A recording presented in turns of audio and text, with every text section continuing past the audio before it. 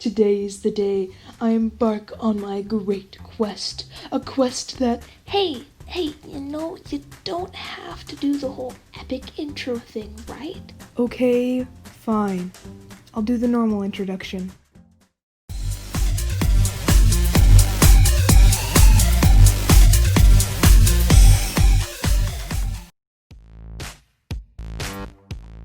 Hey guys, thanks for stopping by. Today I'm going to show you the process of how I painted a mural in my room. The first few steps took a lot longer than I initially thought they were going to take. I had to do some practice paintings by paint and then sketch the mural design onto the wall, and all of this took about 6 hours, which I wasn't really mentally prepared for how long the actual painting was going to take.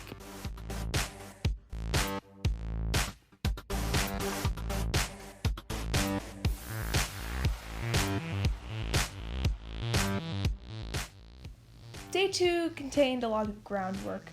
I did the basic stuff like painting the wall white and taping it up. I didn't record myself doing this because, surprise, it was really boring. I also started on the background by adding cliffs, plants, and a tree.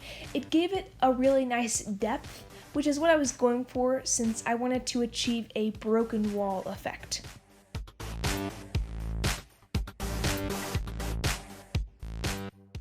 In this portion, I worked on painting a hill that would house the majority of the forest.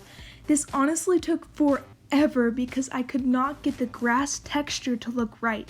It kept on looking like a carpet, which I'm pretty sure that forest grass is not supposed to look like a carpet.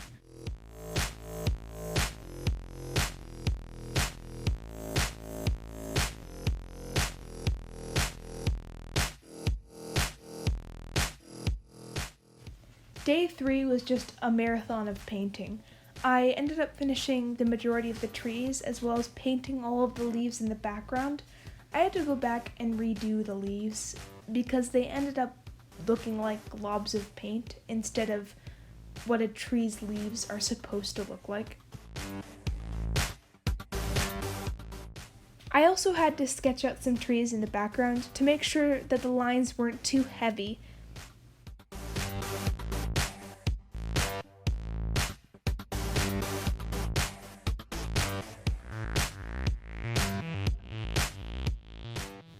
Oh hey, the camera's looking at the light instead of the painting.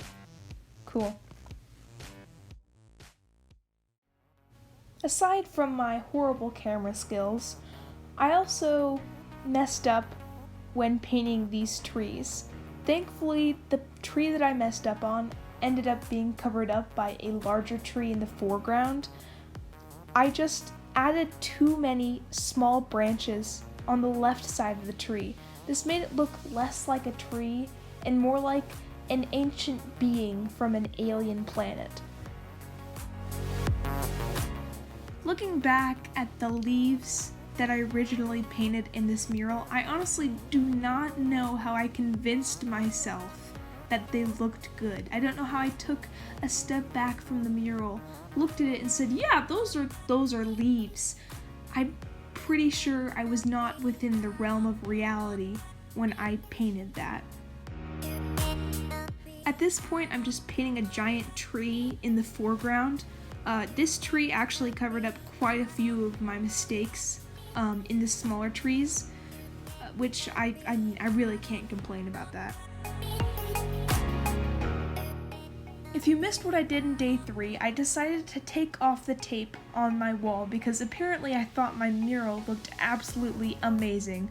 On day 4, I had to go back and fix all of my mistakes because the leaves looked so bad. Oh my god, it was a mess.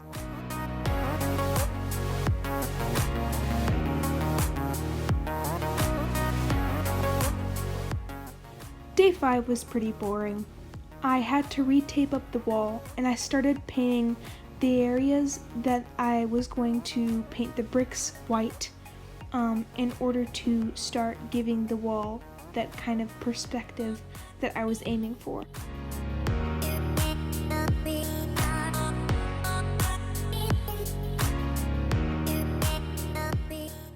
This was the most tedious part of the entire process. When painting the trees, it didn't really matter whether the lines were straight or not because most trees aren't really all that straight. However, if I didn't get the perspective lines on the bricks correct, the entire painting kind of fell apart. I ended up having to do quite a few layers just to get the desired effect.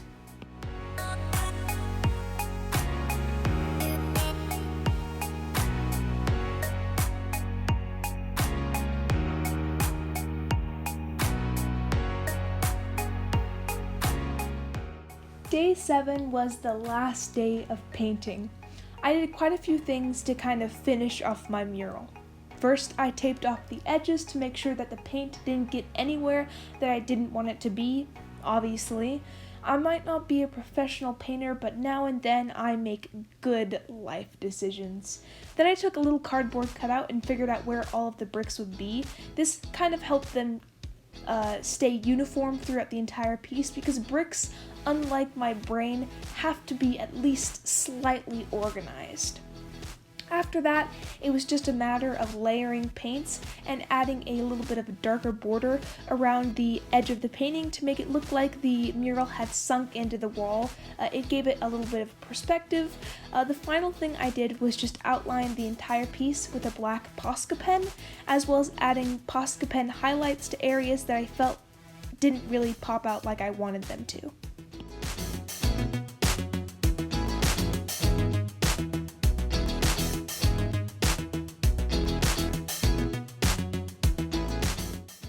After about 30 hours of painting, I finally finished my mural, and honestly, I'm super happy with how it turned out.